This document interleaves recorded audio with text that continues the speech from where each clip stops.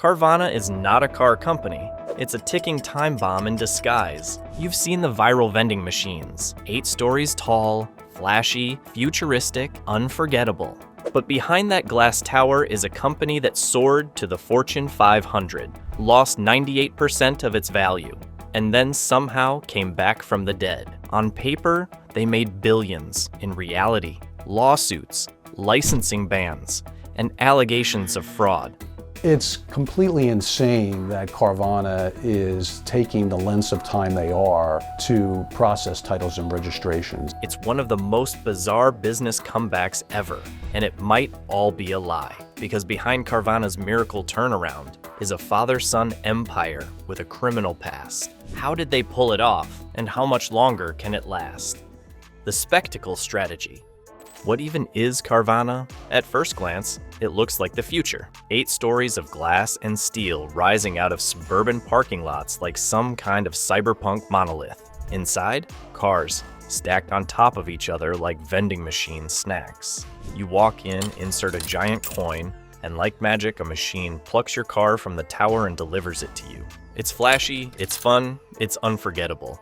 And that's the whole point. Carvana isn't trying to be your average car dealer. It's trying to be a show, a brand you don't forget. Co-founder Ryan Keaton admitted it plainly. You're driving along the highway, and all of a sudden, you see this giant stack of cars encased in glass. That tends to stay with people. He was right. It did. The vending machine became the face of the brand, a physical symbol of the company's pitch. We're not like the others, and for a while, they weren't. Carvana didn't just want to sell you a used car, it wanted to reinvent how cars were bought. Digital first, frictionless, and a little bit theatrical. You didn't need a salesman. You didn't even need to leave your house. You could browse inventory online, view each car in 360 degrees, and have it delivered to your door. The vending machine? Optional, but brilliant for marketing. Investors loved it. By 2016, Carvana had already generated $370 million in revenue.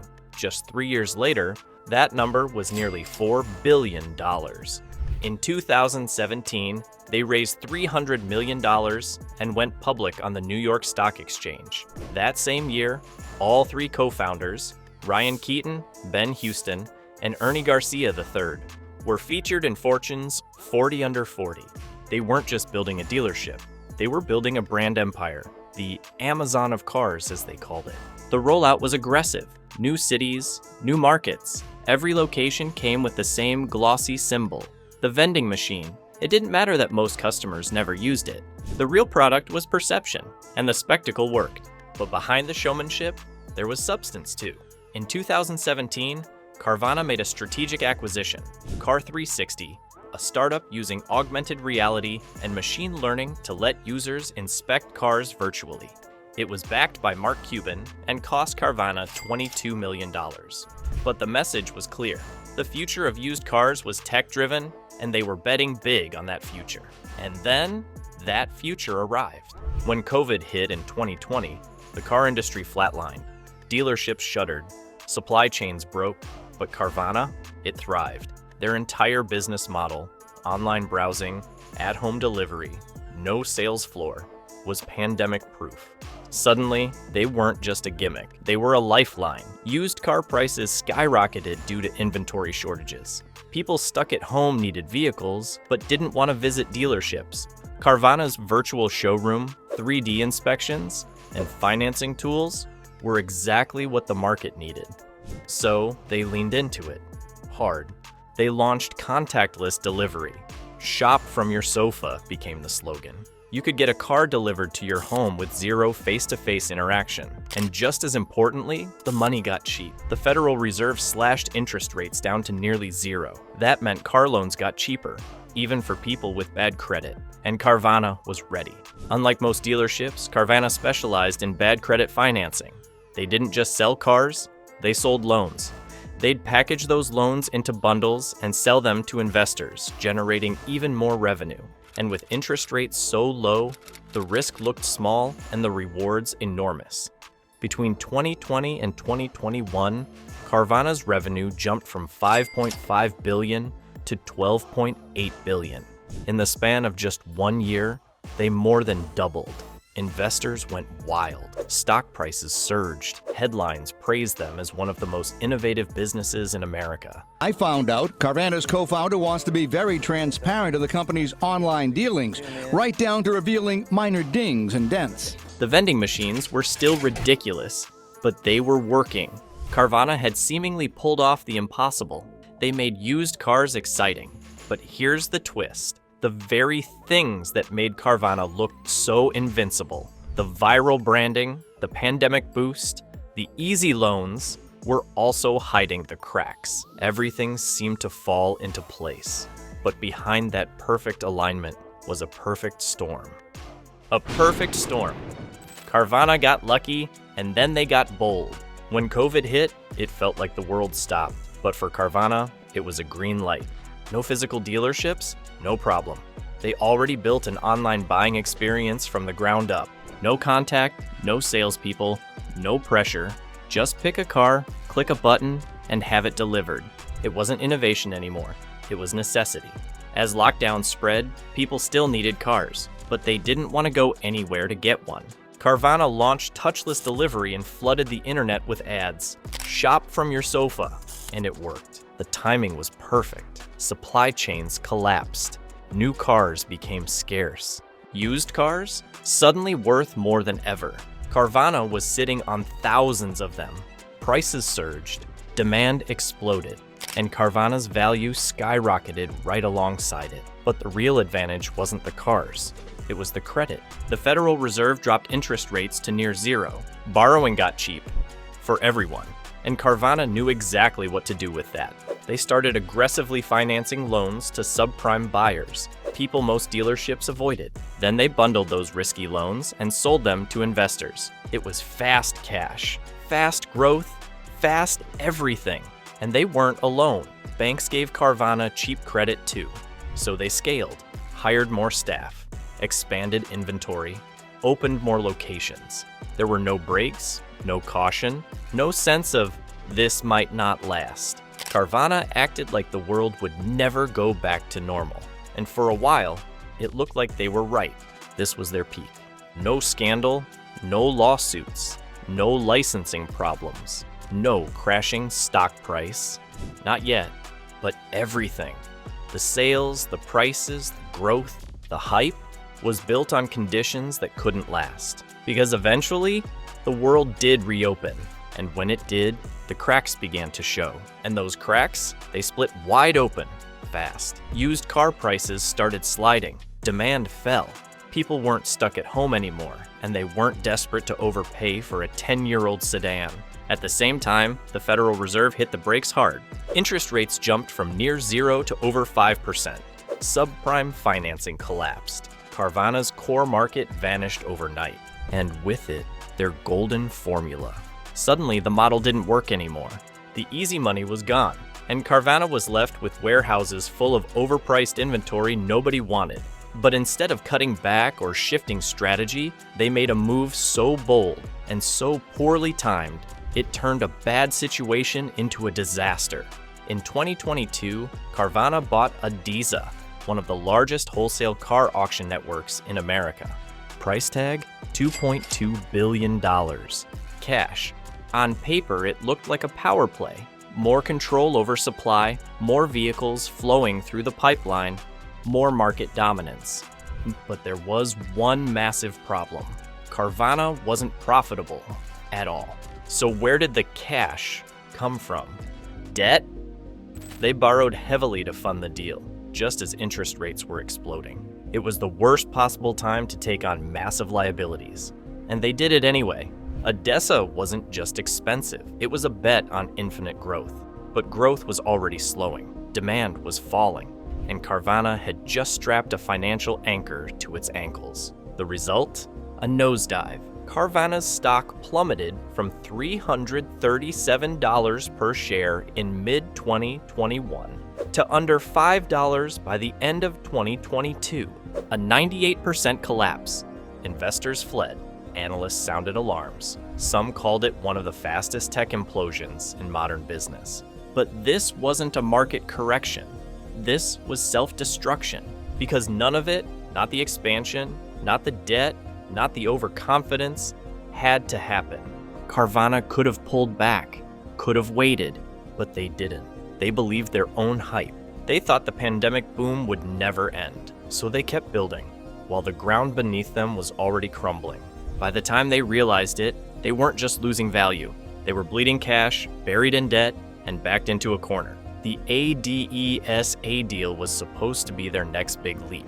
Instead, it exposed the truth. Carvana wasn't built for stability. It was built for speed. And when the road conditions changed, they slammed into a wall. But while investors were wondering how this could ever be fixed financially, something even more alarming was happening on the streets. The collapse begins at home.